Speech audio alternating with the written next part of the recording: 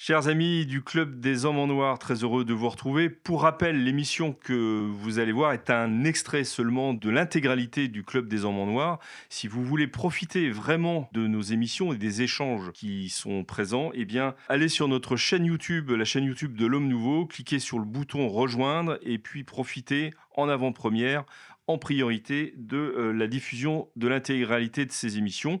Sinon, vous pouvez également aller sur le site de l'Homme Nouveau, renseigner votre adresse courriel pour être prévenu de la diffusion de ces émissions du Club des Hommes en Noir.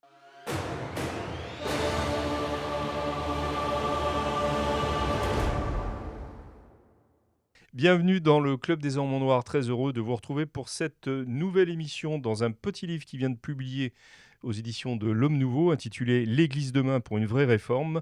L'abbé Claude Barthes propose des pistes de redressement pour la Sainte Église, qui apparaît comme essoufflée en ce début de XXIe siècle. Je parle évidemment de l'Église et pas de l'abbé Barthes. Pour en parler avec lui, je reçois l'abbé Hervé Benoît. Monsieur l'abbé, bonjour. Eh bien, mon cher Philippe, merci de nous accueillir, et puis surtout en cette période de corsitude, je vous dis pace salute. De Corse-Études, vous faites allusion là au prochain voyage du pape François Absolument. en Corse, voyage un peu imposé visiblement Dans cette à Corse l'épiscopat catholique français. où on se salue ainsi, pace salute. Pace salute. À côté de vous, l'abbé Guillaume de Tanoirde, que je suis heureux d'accueillir à nouveau. Bonjour, cher Philippe. Et merci de votre présence. À ma gauche, si je puis dire, le docteur Philippe de la Briole. Bonjour à tous. Ça vous fait moyennement sourire, le Oh, côté non, gauche. non, Hein. non, non, je- Et puis, Encore plus à gauche. encore plus à gauche, je l'ai nommé au début de cette émission, l'abbé Claude Barthes. Merci, monsieur l'abbé, de votre Merci à présence. Vous êtes sur le gris, si je puis dire, puisque vous avez publié, donc vous venez de publier ce petit livre, hein, L'Église demain pour une vraie réforme, aux éditions de l'Homme Nouveau. Je le présenterai très rapidement. Puis je vais surtout vous laisser la parole pour nous expliquer ce que vous avez voulu exactement, ce que vous visez à travers ce livre. Oui, c'est un thème connu chez moi, enfin, pour ceux qui font Qui l'honneur vous de me connaissent. lire, et dans le livre dans lequel j'ai repris, arrangé, des articles que j'ai publiés dans Res Nové, le site sur lequel je m'exprime, et notamment sur ce thème, celui de la nécessaire réforme de l'Église. Je pense que c'est oui, c'est un vieux thème, bien sûr, puisque cette réforme de l'Église, on en parle depuis longtemps. On parle toujours de la réforme de l'Église. Il faut toujours remettre les choses au point, réformer la réforme grégorienne. C'est un nom qu'on a donné plus tard, mais enfin, la réforme surtout du Concile de Trente, la réforme tridentine. Et après la dernière guerre, dans les années 50, vous parliez d'essoufflement. Là, on sentait manifestement un essoufflement de l'Église, qui était dû à bien des choses, mais essentiellement au fait que depuis 200 ans à peu près, pas tout à fait à l'époque, maintenant plus, à savoir depuis la Révolution, elle menait ce combat très difficile contre ces idées nouvelles et contre cette apostasie de plus en plus grande des nations autrefois chrétiennes. Bref, l'Église se trouvait dans une situation difficile, avec un magistère de combat, avec une diplomatie de pas combat du tout, ce qu'on peut appeler le ralliement au sens large du terme, je veux dire, qui, au-delà de ce qu'est de la lettre de Léon XIII sur le ralliement pour les catholiques français. Bref, après la guerre, donc essoufflement, le pape Pie XII faisant ce qu'il pouvait, on pourrait dire, hein, et comparable, là aussi c'est un de mes thèmes, bon, ça vaut ce que ça vaut, comparable à Louis XV avant la Révolution française, essayant d'abord de reboucher les trous, de refaire une réforme, des encycliques comme l'encyclique sur la Sainte Écriture, Divino Afflante, et l'encyclique sur le corps mystique, plus des réformes liturgiques. Bref, essayant donc de... Et arrive le Concile Vatican II, c'est-à-dire que Jean XXIII, donc, qui succède à Pie XII, décide de réunir un concile, et tout le monde se dit, voilà, le concile qui va réformer l'Église. et qu'il a réformé en effet, enfin qui a voulu la réformer. Mais à mon avis, qui, au lieu de faire une réforme dans le sens des réformes traditionnelles dans l'Église, qui sont, je dirais, comme des resserrements de boulons, du point de vue disciplinaire, du point de vue doctrinal, du point de vue... au contraire, ça a été...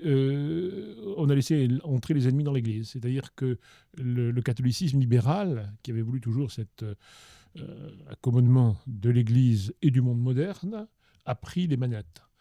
Et au lieu d'une réforme, on a eu une révolution qui s'est manifestée dans la doctrine et dans l'ecclésiologie, essentiellement, qui a failli se manifester dans la morale, mais il a fallu attendre davantage de temps pour que ça le fasse. Il a fallu attendre le pontificat actuel, le pontificat de François, de Bergoglien, et une espèce d'affaissement de tout, de la discipline, du clergé, qui a abandonné, ce n'est qu'un signe, hein, son habit, de la mission, bref, avec une perte de substance et une perte de pratique. Là, en France, on le voit de manière très, très évidente. Bref, donc on se trouve désormais dans cette situation où on a toujours besoin d'une réforme.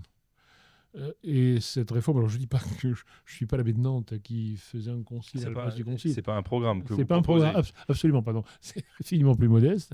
Je mets, je mets des idées dans la boîte à idées, quoi, si vous voulez. Voilà, hein, c'est ça. Et en abordant divers cantons. Par exemple Les séminaires, la prédication des fins dernières, la confession, etc. Je ne sais plus ce que je dis encore. Enfin bon, une série de choses de ce le genre. rôle des évêques, peut-être aussi. Alors, le rôle des évêques, oui, ça c'est fondamental, parce que là, il s'agit, c'est eux qui ont en charge l'Église. L'Église est sacerdotale et épiscopale. Sacerdotale, je veux dire, au sens, l'évêque, c'est le premier. Et le premier prêtre, avec la plénitude du sacerdoce, c'est à eux qu'incombe de prendre les choses en main lorsqu'il y a une défaillance qui est, je crois, aujourd'hui on s'en rend quand même pas mal compte, au sommet. À toutes les époques de l'Église, on a vu des évêques, on va dire, se dresser, évêques, cardinaux, etc., et prendre les choses en main. Ce n'est pas le cas aujourd'hui. Ça n'est pas le cas aujourd'hui. On est dans une situation où... bon, alors ça, on ne peut pas... Il vaut peut-être mieux que ce ne soit pas le cas. L'abbé de Tanoir, voilà, qui va peut-être- lancer la discussion, je sens. Chers amis, vous êtes en train de regarder le Club des Hommes en Noir. Je me permets juste de vous dire que saint Ambroise disait que nous ne serons pas jugés sur ce que nous aurons donné, mais sur ce que nous aurons gardé. Vous nous regardez? Eh bien, ne gardez pas pour vous tout cela. Donnez-vous. Allez maintenant dans la description de la vidéo pour effectuer votre don. Un grand merci. Allez-y, monsieur l'abbé. Non, c'est simplement une idée qui me vient en vous écoutant, c'est que c'est vrai que on cherche ce que produit Vatican II. On a essayé Vatican II au centre avec Paul VI. Alors Paul VI, c'était le centre, c'est-à-dire le contraire de ce qu'on attendait. Il n'était jamais là où on l'attendait. C'est quand même le seul à avoir écrit une encyclique sur le célibat des prêtres, par exemple. Ce que même... On va quand même pas lui reprocher. Non, mais il n'est pas là où on l'attend. Mais C'est un pape réformateur, Moi, au j'attends d'un sens pape où qui il écrive veut par exemple réformer sur César. l'Église, mais concrètement, il va se trouver dans la position de celui qui passe son temps à défendre la tradition attaquée. Le credo de Paul VI pourrait être un petit peu aussi un exemple de cela. Mais alors après Paul VI, il y a un pape polonais qui arrive dans une église essoufflée ô combien et qui va faire la morale à tout le monde de façon extraordinaire. On a essayé avec lui Vatican II à droite. Oui, sans trop de... En fait, je récite votre livre, pardon, hein. Mais ça m'a beaucoup intéressé. Parce qu'on cherche Vatican II à droite, ça marche pas. Ça marche pas. On cherche, et ça marche pas, et la meilleure preuve que ça marche pas, c'est la renonciation du pape Benoît, à mon avis. c'est très Qui, renonçant, a montré... j'aime beaucoup le pape Benoît, hein. Non, mais ça, Mais je sais à bien, montrer oui, que, enfin, il n'y a aucun doute là-dessus. il n'était pas capable de gouverner l'Église vers la restauration. vers le restaurationnisme, comme vous en parlez souvent. Mm. Alors donc, on Ne essaie le souhaitez pas, de d'ailleurs. l'interprétation de Vatican II à droite, et après, il reste à l'essayer à gauche. Ce qu'on est en train de faire. Et c'est le pape François qui nous dit la liturgie, c'est la liturgie de Vatican II, point barre. Qui nous dit tout est Vatican II. C'est un retour à l'idée de gauche de Vatican II. C'est un retour à Jean XXIII, en fait. Mais est-ce que, pardon, Et c'est pas un hasard si le pape François parle de Jean XXIV à propos Pour le continuer.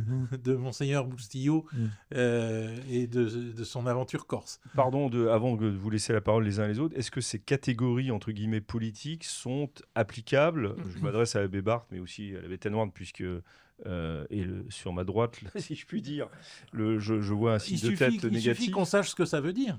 Et on voit bien ce que ça veut dire. On sait ce que ça veut dire. Docteur de la Briole, allez-y. Notre Seigneur, à droite, les brebis, à gauche, les boucs.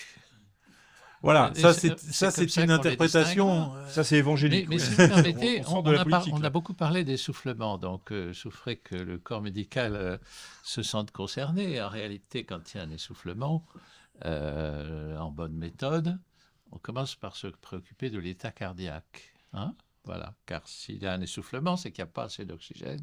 Il s'agit de savoir si le cœur travaille et si le cœur travaille à pousser un sang qui est suffisamment oxygéné. Bon.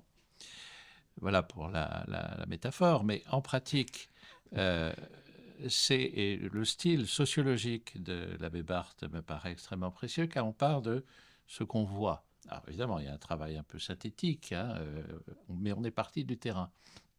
En ce sens, d'ailleurs, vous faites usage des travaux de Guillaume Cuchet, qui, de fait, ont renouvelé aussi la façon de réclamer des prestations salutaires plus assurées.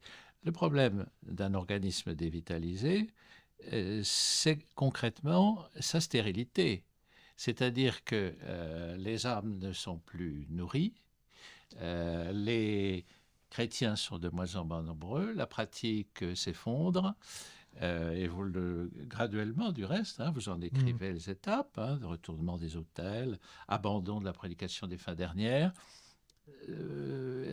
confession à peu près inexistante, etc. Ça, c'est un peu exagéré. La confession existe. Je trouve que le livre de l'abbé Barthes est plus positif que ce que vous dites là. Et il est plus en train de On va vous donner chercher la ce parole, qui monsieur Abbé. pourrait fonctionner à partir, par exemple, d'une Ah bah si, prédication vous êtes de la pour ça. morale qui s'inscrit dans la politique.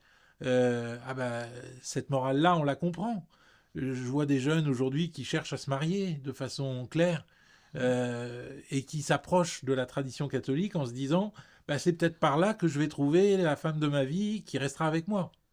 Je ne sais pas si vous avez dit exactement ça, mais il me semble que c'est vers ça que vous nous entraînez et que c'est ça qui est Vers le vraiment mariage intéressant fidèle, dans c'est votre bien. livre. Que Non, pardonnez-moi, Maître de la Briole va défendre l'abbé Barthes. Qui n'est pas attaqué, je pense. Il ne défend pas l'effet thérapeutique, si vous voulez, ou l'effet thaumaturgique des structures. Il dit, on a déglingué l'institution en faisant de telle et telle manière, si on commençait par remettre un peu les choses à l'endroit, si vous voulez. Si on commençait par là. Mais bien sûr qu'il va plus loin. Il va plus loin. Mais il commence par là. Peut-être que c'est là où on va avoir un débat passionnant et passionné. Ce que vous dites, monsieur l'abbé, autant que j'ai compris, c'est on a essayé Vatican II interprété à droite, on l'a essayé interprété à gauche, on sait déjà que c'est un échec. Le pape François n'est pas encore parti, qu'on sait que c'est un échec pour différentes raisons. Droite, c'est ça. Et donc essayons une réforme qui soit un retour à la forme. Un authentique retour à la forme catholique. Alors, j'aimerais qu'on entende aussi l'abbé Benoît, qui est je pense, plus réservé vis-à-vis de cet ouvrage. Donc, n'hésitez pas à vous exprimer, monsieur l'abbé. Si déjà ces catégories ne vous déplaisent, ou si un certain nombre de points, on est là pour ça, on est là pour débattre. Oui, j'entends bien. Non, je vous avoue, je lis l'abbé Barthes assez régulièrement. Je suis très, très embarrassé par ce qui est dit là, parce que évidemment, le constat sociologique, il est absolument clair, il n'y a rien à dire, dans le sens... voilà, il décrit la situation que d'autres ailleurs ont décrite. Bon, c'est un fait. Là-dessus, il y a absolument à peu près rien à dire. Le problème, c'est toujours dans les interprétations. Et bon, d'abord, moi, j'ai aucune autorité pour représenter l'Église officielle ou l'Église de Vatican II ou autre chose. Hein. Mais comme je dirais, en tout cas sur les sujets qui m'intéressent, je veux dire, même l'interprétation, la manière dont sont réalisés les précédents conciles ou les précédentes réformes, y compris la réforme tridentine, c'est pas par les évêques qu'elle s'est réalisée au fond. Et c'est là où je J'ai pas dit ça.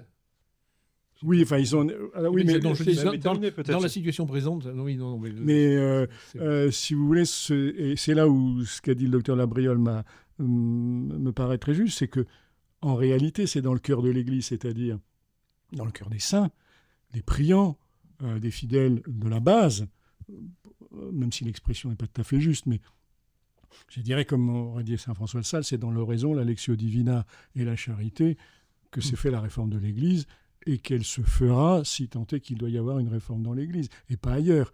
Le regard sociologique est intéressant, mais il ne dit rien. Mais pas suffisant. Je propose que l'abbé Barthes réponde peut-être sur l'oraison, la lectio divina. Bien entendu. Tout doit être dans ce cœur-là qui est un cœur spirituel. Mais Trente a commencé avant 30 comme ça. Chers amis, vous êtes de plus en plus nombreux à regarder les vidéos du Club des Hommes en Noir et cela nous touche énormément. Mais savez-vous que la plupart des gens qui regardent nos vidéos ne sont pas abonnés à la chaîne de l'Homme Nouveau et ça change tout. Parce que plus d'abonnés, ça veut dire plus de visibilité et donc plus de contenu à vous proposer. Donc si vous n'êtes pas abonné, s'il vous plaît, cliquez sur ce petit bouton, ça prend 2 secondes et cela nous aide énormément. Bonne vidéo. Oui, mais aussi, avant 30, et après bien sûr 30 encore plus, de manière institutionnelle. L'Église est une société, une institution divine et humaine en même temps, et pour laquelle importe beaucoup, et notamment pour ce travail-là, pour la remise des choses en place, la parole du magistère qui s'exprime et qui se traduit de manière aussi disciplinaire. Mais c'est pas ça que j'ai critiqué. Nous sommes d'accord. On est d'accord là-dessus. Ce que je dis, c'est que simplement, cette parole de l'Église institutionnelle, nécessaire et obligatoire, elle vient dans un deuxième ton, elle vient comme, en quelque sorte, recevoir les fruits de la réforme intérieure. Tout va de pair. C'est parce que, par exemple, Saint Pie V était un saint qu'il a... Mais c'est parce qu'il y avait il y a eu l'œuvre des saints cachée et mystérieuse pendant 100 ans ou 150 ans, parce que la réforme conciliaire n'a pas marché, au sens du conciliarisme n'a pas marché, la réforme, je dirais, royale ou impériale, c'est-à-dire des institutions de la chrétienté n'a pas marché. C'est lorsque a mûri et éclos ce grand élan qui vient du XIVe et XVe siècle, qui a eu suffisamment... Ce grand élan qui préexistait à ce que vous dites. En gros, il est contemporain du grand schisme. Hein. C'est la dévotion moderne. Et ce qui a empêché la réforme qui va venir à 30 donc assez tardivement, c'est précisément ce désordre institutionnel très important que constitue le grand schisme. C'est aussi tout va de pair. On ne peut pas... La fin du grand schisme, c'est 100 ans avant le concile de Trente. Oui, bien sûr. Mais pourquoi ? Parce que justement, l'Église est dans un état tout à fait lamentable. On ne savait pas non plus. Il y avait ce problème concernant l'autorité romaine.